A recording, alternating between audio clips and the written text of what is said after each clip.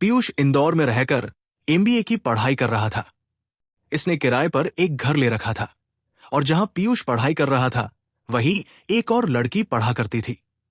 दोनों क्लासमेट थे और फिर दोनों में प्यार हो गया। दोनों एक दूसरे से प्यार करते थे और दोनों के इस प्यार की बात दोनों के घर वालों को मालूम थी। लड़की के घर वाले इस रिश्ते के लिए तैयार भी हो जाते हैं क्योंकि पीयूष ठीक ठाक घराने का लड़का था। लेकिन दिक्कत ये थी कि पीयूष के फादर इस रिश्ते के लिए तैयार नहीं थे। शादी होने को लेकर विवाद चल रहा था। पर कहानी शुरू होती है 10 फरवरी को। 10 फरवरी को ये लड़की जो एमबीए की स्टूडेंट है और पीयूष की गर्लफ्रेंड है, वो अपने फादर के साथ अपने डॉक्यूमेंट्स में कुछ करेक्शन कराने के लिए कलेक्टेड ऑफिस जाती है। पिता उसको ऑफिस के बाहर छोड़ते हैं और अपने शॉप पर लौट जाते हैं। शाम हो जाती है, वो लड़की घर नहीं लौटती। पिता अपनी छोटी बेटी से उसकी बड़ी बहन के बारे में पूछते हैं।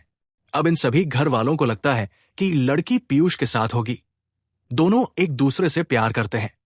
बड़ी बहन फोन नहीं उठाती तो छोटी बहन पीयूष को फोन करती है। कुछ बात होती है, लेकिन रात 10 बजे के आसपास एक मैसेज बड़ी बहन के मोबाइल से छोटी बहन के पास जाता है कि मैं आज घर नहीं लौटूंगी।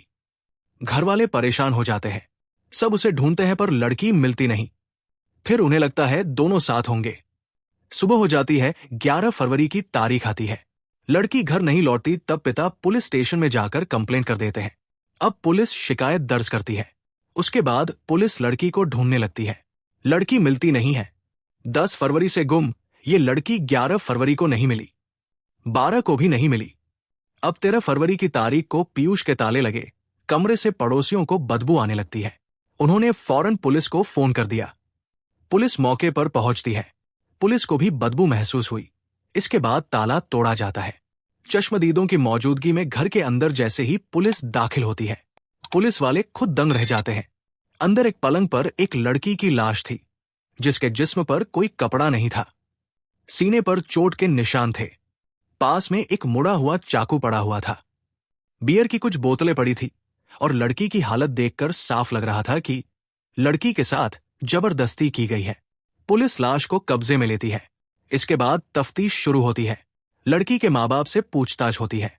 सबको पीयूष के ऊपर शक था क्योंकि जिस घर से इस लड़की की लाश मिली ये वो घर था जो पीयूष ने किराए पर ले रखा था।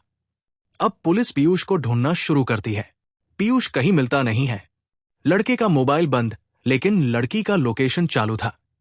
अब पुलिस जब लोकेशन देखती है तो लोकेशन निकलता है महाराष्ट्र का।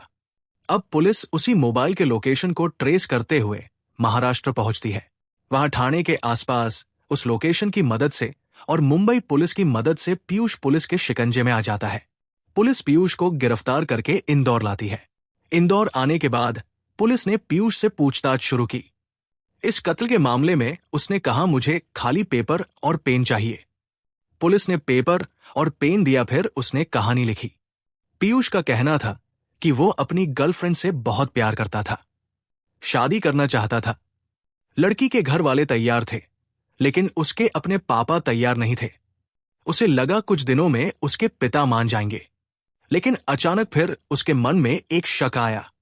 15 दिनों से उस लड़की ने उससे बात नहीं की। ये बात जनवरी एंड के लास्ट वीक की है। उसे लगा कि लड़की ने अचानक बात करना बंद कर दिया। पीयूष लड़की को फोन भी करता है पर लड़की फोन नहीं उठाती।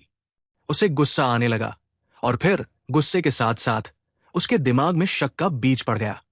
उसे लगा कि उसकी गर्लफ्रेंड अलग अलग डेटिंग ऐप पर लड़कों से बात करती है। उसने मोबाइल भी हैक किया और अब लड़की के मैसेजेस भी पढ़ लिए थे, लेकिन उसे ऐसा कुछ नहीं मिला। पर उसका शक नहीं गया। अगले दिन लड़की को डॉक्यूमेंट करेक्शन के लिए कलेक्टर ऑफिस जाना था।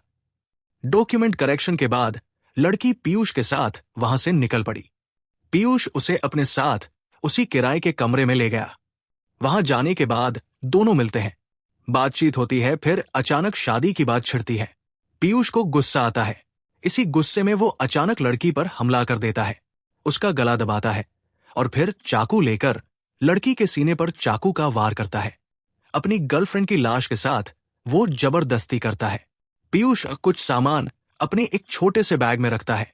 वो सीधे रेलवे ट्रैक पर पहुंचता है। ट्रैक के बीचों बीच खड़ा हो जाता है कि ट्रेन आएगी और उसे मारकर चली जाएगी। लेकिन वो डर जाता है। उसे मौत से डर लगने लगता है। वो पटरी छोड़कर प्लेटफॉर्म पर पहुंच जाता है। वहां जो पहली ट्रेन आई वो गोवा जा रही थी। वो उस ट्रेन में बैठ जाता है। गोवा जाने वाली उस ट्रेन से गोवा की बजाय वो सीधे महाराष्ट्र में ठाणे उतर जाता है। वहां एक होटल रूम किराए पर लेता है। कमरे में जाने के बाद अब वो गूगल पर सर्च करता है कि आत्माओं से कैसे बात की जाती है, आत्माओं को कैसे बुलाया जाता है। इसके बाद बाहर से तंत्र मंत्र का सामान होटल कमरे में लाता है और तंत्र मंत्र की एक कोशिश करता है ताकि गर्लफ्रेंड की आत्मा उस कमरे में आ जाए और वो उससे बात करे। उसने काफी देर तक कोशिश की लेकिन कोई आत्मा नहीं आई। इस दौरान 3 दिन बीत गए थे। 13 फरवरी की तारीख आ गई थी और 13 फरवरी को कमरे से बदबू आने लगी और लाश का सच उस कमरे से बाहर निकल आया। और फिर उसकी गर्लफ्रेंड के मोबाइल की लोकेशन के जरिए इंदौर पुलिस मुंबई तक पहुंचती है। पीयूष ने भागने के बाद 3 दिन तक अपना मोबाइल बंद रखा था, पर अपनी गर्लफ्रेंड को मारने के बाद उसने अपनी गर्लफ्रेंड का मोबाइल लिया और अगले 3 दिनों तक ये इंतजार करता रहा कि उसकी गर्लफ्रेंड के मोबाइल पर कोई एक ऐसा व्हाट्सएप मैसेज या ऐसा कॉल आ जाए जिसे वो जानता ना हो और फिर वो उससे पूछे कि तुम कौन हो, और उसकी गर्लफ्रेंड के बारे में जो उसके दिमाग में शक था कि किसी और लड़के के साथ उसका अफेयर है, वो पकड़ा जाए। लेकिन अफसोस की बात यह थी कि उन 3 दिनों में उस मोबाइल पर सिवाय उस लड़की के फादर और उसकी सिस्टर के अलावा कोई कॉल नहीं आया। उसे इस बात पे भी गुस्सा था कि आखिर 3 दिन हो गए और उसे यकीन था कि उसकी गर्लफ्रेंड का अफेयर है, लेकिन ऐसी कोई सच्चाई सामने नहीं आई। पुलिस ने उसे अरेस्ट कर लिया था। इस केस के बारे में अपने विचार कमेंट में जरूर लिखें और हमारे चैनल को सब्सक्राइब करें ताकि ऐसी क्राइम स्टोरी वाले वीडियो आप देख सकें।